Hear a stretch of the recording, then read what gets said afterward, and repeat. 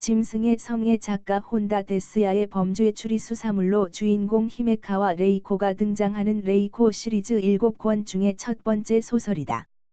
이 작품은 일본에서 영화와 드라마로 제작될 만큼 큰 인기를 누린 작품이다. 제목인 스트로베리 나이트는 살인수의 이름으로 이 사건의 시작은 한 구의 시신에서 시작된다.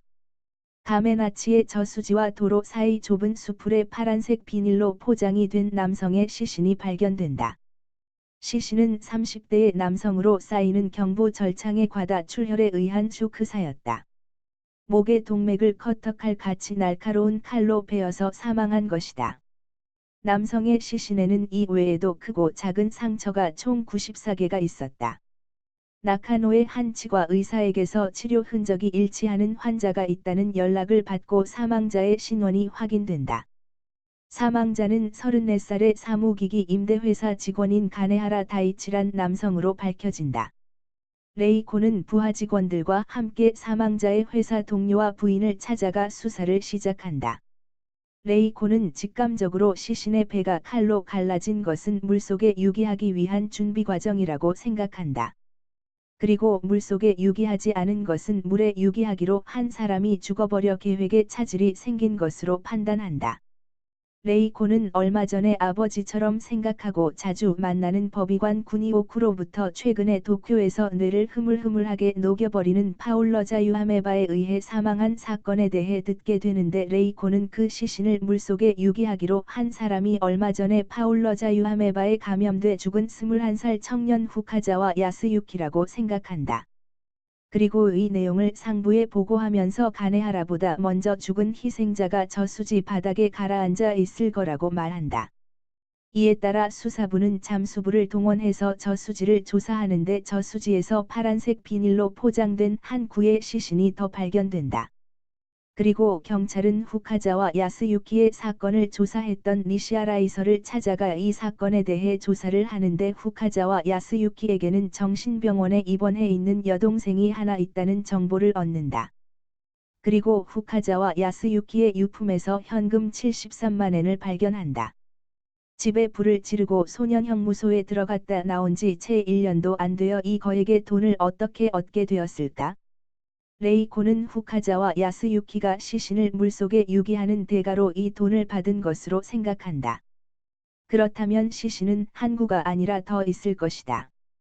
레이코의 직감에 의해 저수지를 찾다가 발견된 시신의 신원이 확인되고 그는 대형 광고 회사 하스코도의 사원인 38세의 나메카와 유키오로 밝혀진다.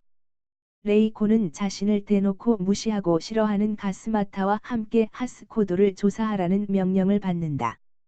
그리고 레이코는 하스코도의 직원으로부터 중요한 이야기를 듣게 된다. 나메카와는 작년 12월부터 매월 둘째 주 일요일은 모든 일정을 잡지 않고 어디를 다녔다는 것이다. 첫 번째 발견된 피해자인 가네하라도 역시 매월 둘째 주 일요일에 혼자 어디를 다녔다는 얘기를 그의 부인으로부터 들었는데 이 점이 중요한 단서가 되는 듯 했다. 레이코의 부하 오스카는 간부의 아들로 이 수사팀에 자진해서 합류한 기타미와 함께 나메카와의 대학 동기들을 조사한다.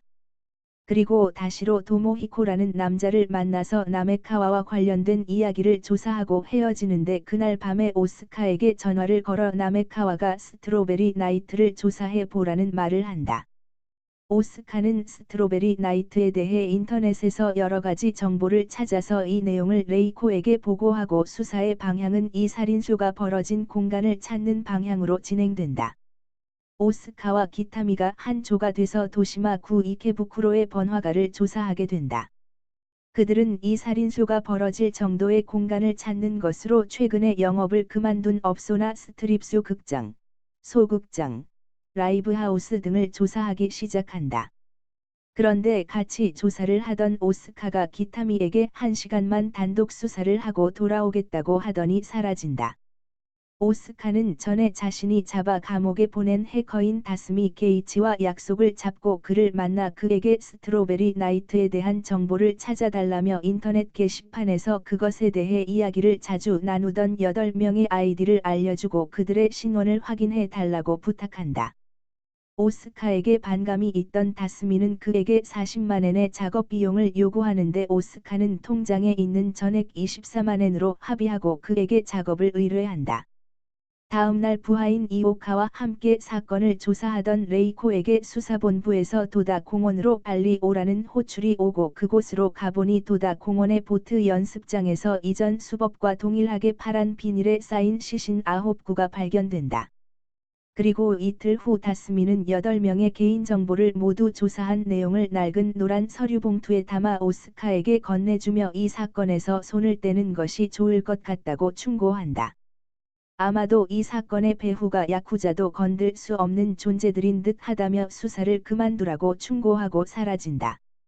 그리고 다스미와 헤어진 오스카가 다음날 총에 맞아 사망한 채 발견된다. 살인수를 벌이는 이들은 과연 누구일까? 흥미진진하고 재미있어서 끝까지 몰입해서 읽게 되는 소설이다.